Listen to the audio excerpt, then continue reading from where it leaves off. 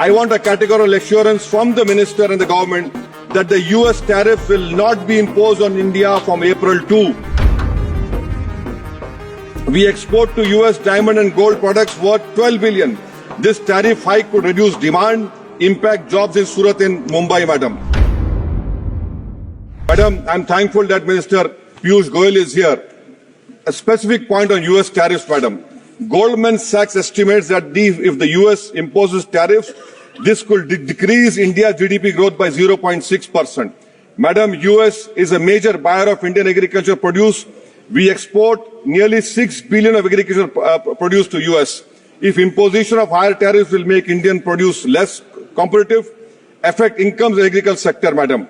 We export generic pharmaceuticals to the worth of 18.5 billion to US, just to US, madam. If US tariffs could significantly impact these exports, madam.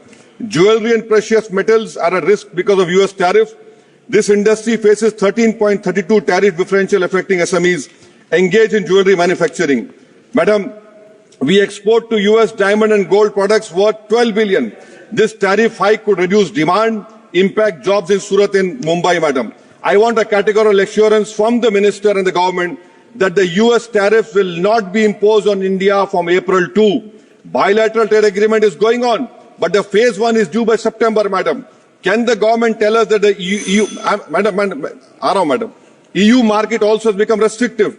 Will this government give a categorical assurance that neither CBM, EUDR will not be imposed on India by EU, which will affect 3 billion of Indian exports, madam, particularly iron and steel, according to economic survey.